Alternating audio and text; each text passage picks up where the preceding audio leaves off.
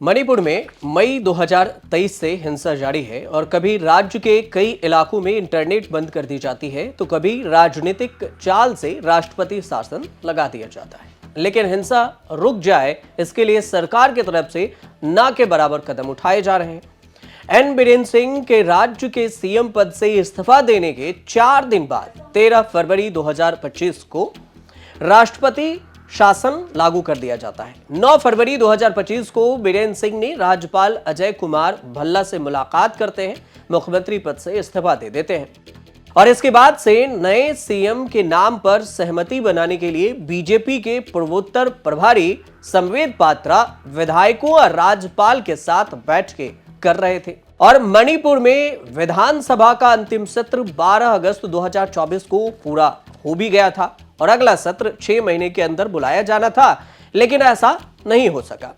संविधान के अनुच्छेद 174(1) के मुताबिक संविधान यानी विधानसभा के 2 सत्रों के बीच 6 महीने से ज्यादा का अंतर नहीं होना चाहिए। अक्टूबर 2024 में बीजेपी के 19 विधायकों ने प्रधानमंत्री नरेंद्र मोदी को चिट्ठी लिखकर बीरेन सिंह को इस्तीफा देने की बात कही थी और इसके बाद बीरेन सिंह इस्तीफा दे देते हैं। और अब बात आती है हिंसा के दिन से करीब 3 साल बाद राष्ट्रपति शासन लगने के 1 साल बाद बीजेपी विधायक दल के बैठक में युमनाम को विधायक दल का नेता चुना जाता है। युमनाम खेमचंद के मणिपुर के नए सीएम बनने का रास्ता साफ हो जाता है और नए मुख्यमंत्री के तौर पर युमनाम खेमचंद सीएम बनते हैं। युमनाम खेमचंद बनते हैं तो इनकी चर्चा होती है कि कौन है युमनाम खेमचंद। मणिपुर बीजेपी के अनुभवी नेताओं में गिने जाते हैं। 62 साल की युमनाम मौजूदा समय में मणिपुर के राजधानी इंफाल की जो सिंगजा में सीट है वहां से विधायक हैं। 2012 से सीट पर लगातार जीतते रहे हैं और उनकी शुरुआत तृणमूल कांग्रेस से हुई। 2012 में वे इसी पार्टी से के टिकट पर पहली बार चुनाव जीते थे और बाद में युमनाम बीजेपी में शामिल हो गए। 2017 और 2022 में लगातार इसी पार्टी के टिकट पर चुनाव लड़े और जीत हासिल की। 2017 के चुनाव में बीजेपी ने उन्हें मणिपुर विधानसभा का स्पीकर नियुक्त कर दिया और वे राज्य में बीजेपी के सरकार बचाने में अहम भूमिका भी निभाने वाले नेताओं में से एक हैं और उनकी छवि एक ऐसे नेता की तौर पर रही है जो संवाद संतुलन पर जोर देता हो। लेकिन क्या मणिपुर में संवाद, शांति और संतुलन होगा या नहीं, यह आने वाले समय की बात होगी, देखने वाली बात होगी। आरएसएस के करीबी युमनाम के बारे में यह बताया जाता है कि साल 2022 की बात है, विधानसभा चुनाव में जब बीजेपी 32 सीटें जीती थी और इसके नतीजे के बाद सीएम पद के लिए बीजेपी में एक होड़ मच गई थी। एन बीरेन सिंह को तब बीजेपी के दूसरे नेता थोंगम विश्वजीत ने चुनौती दे डाली और इस खबर के बाद बीजेपी ने युमनाम खेमचंद सिंह को भी दिल्ली बुलाया। सीएम के तौर पर उनके नाम की चर्चा हो ही रही थी। हालांकि बाद में पता चला कि एन बीरेन सिंह ने अपनी ताकत का प्रदर्शन कर दिया और सीएम पद अपने पास रख लिया और इसमें कामयाब हुए। एन बीरेन सिंह सरकार में खेमचंद बने। शिक्षा, आवास, विकास, निकाय प्रशासन समेत कई मंत्रालय इन्हें सौंप दिए गए। युमनाम खेमचंद सिंह एक 5वीं dan black belt taekwondo master भी हैं और उन्हें भारत में इस मार्शल आर्ट को लोकप्रिय बनाने वाले प्रमुख लोगों में से एक माना जाता है। रिपोर्ट्स की अगर माने तो उन्होंने 1978 में 16 साल की उम्र में ताइक्वांडो सीखना शुरू किया। 1990 में ताइक्वांडो की बारीकियां सीखने के लिए सियोल गए जो दक्षिण कोरिया में है। उन्होंने सियोल की वर्ल्ड ताइक्वांडो अकेडमी कुकी वोन से ग्रेजुएशन की उपाधि प्राप्त की। 1982 में ऑल असम ताइक्वांडो एसोसिएशन की स्थापना करते हैं और इसके संस्थापक अध्यक्ष रहते हैं। मणिपुर हिंसा के दौरान इसके बाद युमनाम खेमचंद सिंह ने राहत कार्यों, शांति प्रयासों और राजनीतिक स्थिरता बहाल करने की कोशिश भी की है। अब राजधानी इंफाल के एक कॉलेज में 7 महीनों से अधिक समय तक मैतेई समुदाय के लिए एक राहत शिविर का भी संचालन किया। चर्चा तब से ही इनके शुरू हुई। मणिपुर में मैतेई और कुकी समुदाय के बीच में जातीय हिंसा के कारण 9 फरवरी 2025 को तत्कालीन सीएम एन बीरेन सिंह ने इस्तीफा दे दिया।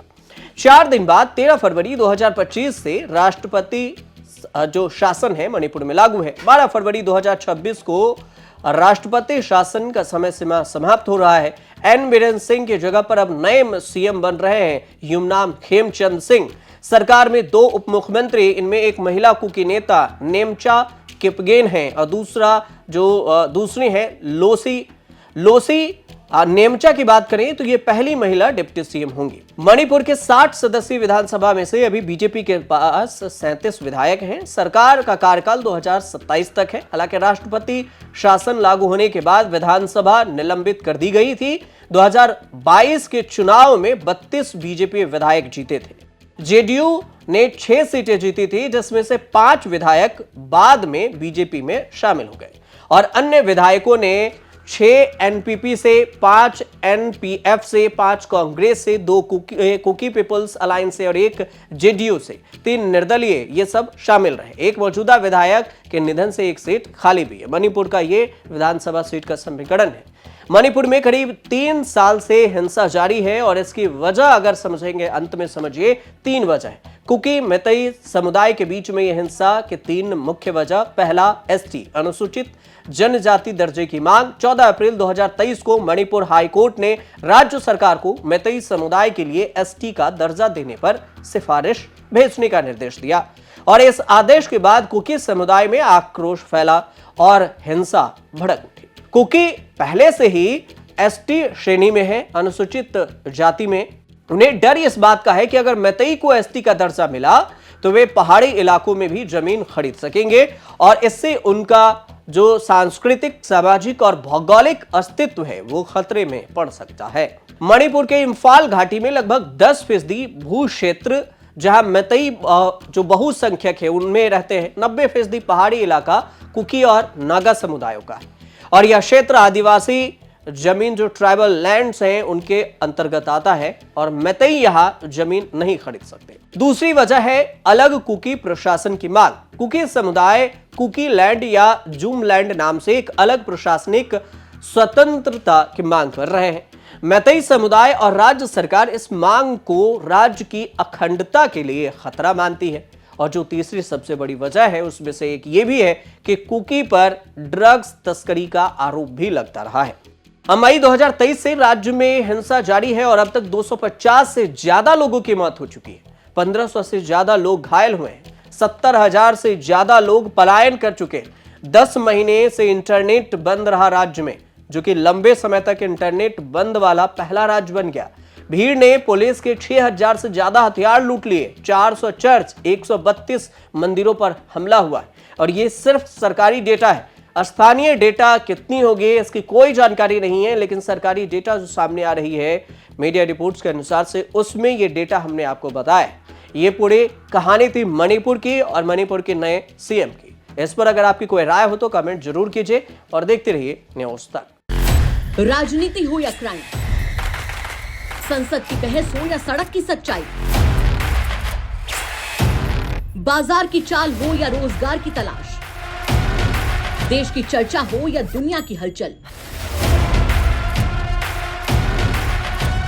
जंग के शोर से सीज फायर की खबर तक, यूपी बिहार से तमिलनाडु की सियासत तक,